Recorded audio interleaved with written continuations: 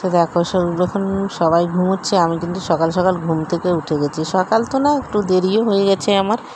তো এখন হচ্ছে ভোরবেলা বৃষ্টিটা হয় না, তো চোখটা লেগে যায়, আমারও লেগে যায়। আমি তবুও মোবাইলে অ্যালার্ম দিয়ে ঘুমাই, কারণ ছেলের তো স্কুল আছে, তো আমাকে তাড়াতাড়ি উঠতে হয়, কারণ গোটা সব কাজকর্ম সকালে সেরে পুজো পাঠ সেরে তবে আমাকে ছেলের স্কুল 11টা থেকে। তো ঘুম থেকে যদি একটু তাড়াতাড়ি না উঠি তো দেরি হয়ে যায়, তাই জন্য আমাকে তাড়াতাড়ি উঠতে হয়। কিন্তু আমারও দেরি হয়ে যাচ্ছে, মানে এখন বৃষ্টির পড়ার ঘুম একটা আলাদাই ঘুম, বলো। সবারই এখনকার ঘুমটা, ভোরবেলার ঘুমটা, খুব বৃষ্টি যে পড়ে তো ঠান্ডা হয় রাতটা, তো মানে ভোরটা ঠান্ডা লাগে, তো তখন ঘুমটা খুব সুন্দর হয়। তো সেরকম আমারও চোখটা লেগে যায়, অ্যালার্ম বাজে, কিন্তু আমি অ্যালার্মটা বন্ধ করে আবার বলি একটু ঘুমিয়ে নিই, তারপরে একটু পরে উঠবো, মানে আলসতা লাগে। তার ওই আলসতা করতে একটু ঘুমিয়ে পড়ি, চোখ লেগে যায়। তো দেখো সকালে সব কাজকর্ম সেরে পুজো পাঠ দিয়ে এখন আজকে একটু মাছ চলে এসেছিলো, তো মাছটা সকাল সকাল নেওয়া হয়ে গেছে, তো ভাত প্রেসারে করে নিয়েছি। তো ভাবলাম কি বাবুকে একটু মাছ ভেজে ওকে মাছ ভাজা ভাত খাইয়ে স্কুল পাঠিয়ে দেবো। তো তাড়াতাড়ি মাছটা আমি ভেজে নিচ্ছি, তারপরে আমাদের রান্নাবান্নাটা তো আছে, তো সেটা পরে করব। তো মাছ খেতে একটু বেশি ভালোবাসে, তার জন্য ওকে মানে একটু মাছ, তো ভাবলাম 2টা মাছ ভেজে কি ওকে দিব, তো সবটাই মাছ একবারে ভেজে নিই। তো মাছগুলো আমি কড়া করে সবগুলোই আগে ভেজে নিচ্ছি, তার মানে দেরি একটু রান্না করতে হবে, তো মাছটা নষ্ট হয়ে যাবে, তো তার জন্য মাছগুলো আগে ভেজে রেখে দেবো। আর ওকে খাইয়ে স্কুল পাঠিয়ে তারপরে আমি দুপুরের নিজেদের রান্নাটা সেরে নেব। তো সবাইকে ওয়েলকাম, সুস্বাগতম আমার চ্যানেলে। কে কোথা থেকে আমার ভিডিওগুলো দেখছো অবশ্যই একটু কমেন্টে জানাবে, আর প্লিজ ভিডিওগুলো অবশ্যই দেখবে।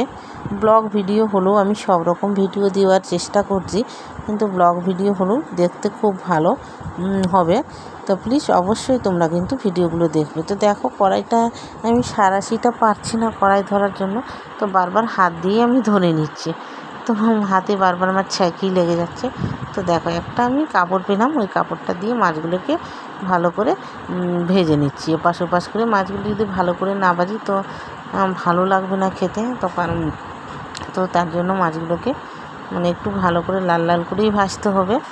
আর ছেলে যে খাবে তো একটু কড়া না হলে খেতে চায় না মাছ, তো তার জন্য আমি কড়া করেই মাছগুলো একটু ভেজে তুলে নিচ্ছি, আর মাছটাও ভালো থাকবে। তো চলো, আমার তো মাছ ভাজা হয়ে গেল, তো এবার আমি ছেলেকে খাইয়ে স্কুল পাঠিয়ে দিই। আর আবার মেঘ করে এসছে, বৃষ্টি কখন আসবে মানে বলা যায় না। তো দেখো ওর মনটা একটু ভারী, একটা জিনিস নেবে বলে আমাকে কথাটা বলছে কি আমাকে একটা বোট কিনে দেবে। তো বোট কেনার জন্য মানে বায়না ধরেছে, তো বললাম কি তোর জন্মদিন আসুক তারপরে তোকে একটা বোট কিনে দেবো।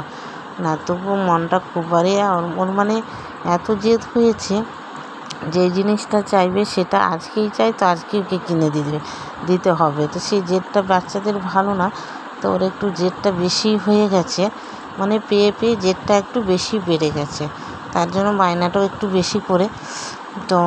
তো বলছি তোর জন্মদিনটা আসুক, আমি বুঝাচ্ছি, কিন্তু না, ওর মনটা খুবই ভারী, মানে খাচ্ছে তো মন ভারী করে খাচ্ছে। দেখো স্কুল পাঠিয়ে, আর বৃষ্টি যে হচ্ছিলো সকালবেলাটা, তো জামা কাপড় আর ছাদে মেলতে পারিনি, তো আমি সিঁড়িতেই মেলে দিয়েছিলাম। তো এবার একটু রৌদ্র দেখা দিয়েতে, তো ভাবলাম জামা কাপড়গুলো মেলে আসি, তারপরে রান্নাটা বসাবো।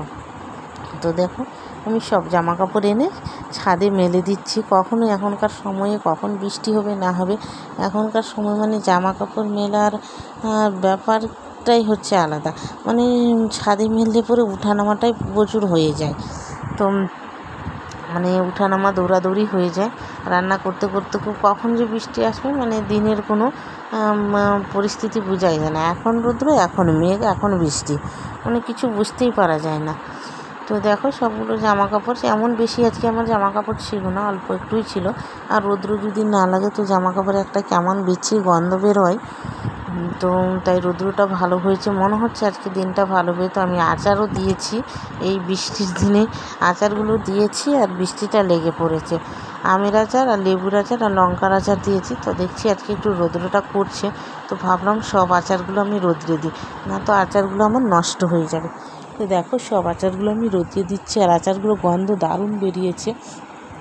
লেবুর আচারগুলো খুব সুন্দর, মানে গলেনি এখনও, তো একটু গলবে। আর আমের আচারটা একদম হয়ে পড়েছে, আর আমের আচারটা গন্ধ এত সুন্দর বেরিয়েছে, মানে খুব ভালো।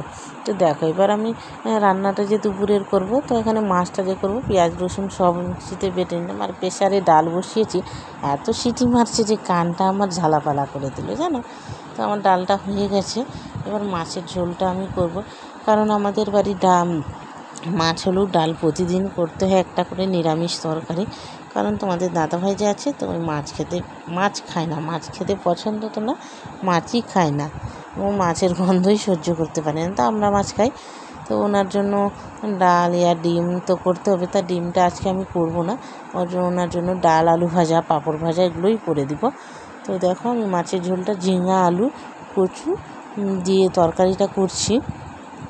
মানে ঝিঙা আলু দিয়ে খেতে তরকারি খুব ভাল লাগে ট্যাংরা মাছের। আর ট্যাংরাটা দেশি ট্যাংরাটা আছে, তো দেশি ট্যাংরাটার খেতে স্বাদটাও একটু আলাদাই, খুব ভালো লাগে দেশি ট্যাংরাটা খেতে। মাছগুলো ছোটো হতে পারে, কিন্তু দেশি ট্যাংরার স্বাদই একটা আলাদা। মানে আমরা যে বড় বড় ট্যাংরা মাছ খাই, ওটা হচ্ছে চালানি ট্যাংরা, মানে চাষ করা ট্যাংরা মাছ। আর এটা যে আজকে আমি পেয়েছি, তো এটা দেশি ট্যাংরা মাছ। তার জন্য সকাল সকাল মাছ ছিল না, তো সকাল সকালই মাছটা নেওয়া হয়ে গেছে। তো দেখো আমি অল্প একটু তরকারি করব, বেশি করব না, কারণ আমরা 3 জন মানুষ তো খাবো, তো বেশি করলাম না। একটু গা মাখা করে ট্যাংরা মাছের আমি ঝোলটা করব। তো দেখো একটা ডালটা হয়ে গেছে, তাই আমি এবার আলু ভাজাটা করে নিচ্ছি। তো আইটেম আমার অনেকগুলোই হয়েছে, ঢেঁকি শাক করেছি, ডাল করেছি, ডাঁটা করেছি। আর এই যে দাদা ভাইয়ের জন্য তোমাদের বললাম যে আলু ভাজা করছি, উনি আলু ভাজা খেতে বেশি পছন্দ করে, তো আলু ভাজা ওনার জন্য আমি করে নিচ্ছি। মানে প্রতিদিন আমাদের 4-5টা তরকারি হওয়াই মানে লাগে। আর এখনকার সিজনে ডাঁটা তো মাস্ট, ডাঁটা খাবেই, বাড়িতে প্রতিদিন ডাঁটা করতে হয়। আর আমটা তো এখন কাঁচা পাওয়া যায় না, তো আমটা যখন কাঁচা পাওয়া যেত, তো তখন প্রতিদিন মাছ ছিল আমের চাটনি। আর এখন যে আম নেই, তো এখন প্রতিদিন হচ্ছে ডাঁটা। মানে একটা টক একটু যদি না হয় তো ভালো লাগে না। তো দেখো আলু ভাজাটা মাছের ঝোলটা তো অলরেডি হয়ে গেল তোমাদের সাথে কথা বলতে বলতে। আর আলু ভাজাটা আমি করছি। তো প্লিজ আবারও বলছি, তোমরা কে কোথা থেকে আমার ভিডিওগুলো দেখছো, কেমন লাগছে, ভালো লাগলো অবশ্যই কমেন্ট করবে, খারাপ লাগলেও কমেন্ট করবে। প্লিজ তোমরা একটু কমেন্ট করে আমাকে জানাবে, আর কে কোথা থেকে দেখছো অবশ্যই কমেন্ট করবে। তো দেখো মাছের ঝোলটা হয়ে গেছে, এবার আমি আলু ভাজাটা আমার অলরেডি হয়ে গেছে, একটু লাল লাল করেই আলু ভাজাটা করলাম। মানে আলু ভাজা যদি একটু লাল লাল করে না করি, তো খেতে একটু ভালোই লাগে না। অলরেডি সবাই জানে, এটা আমাদের বলতে হবে না। তো আমি এই কড়াইয়ের মধ্যে ডাল সম্বরা দিতাম, আমি মুসুর ডাল করেছি, সম্ভবত মুসুর ডাল সবাই পেঁয়াজ দিয়েই সম্বরা দিয়ে খায়। তো তোমাদের দাদাভাই পেঁয়াজ দিয়ে খেতে ভালোবাসে না, তো ওই রসুন দিয়ে খায়।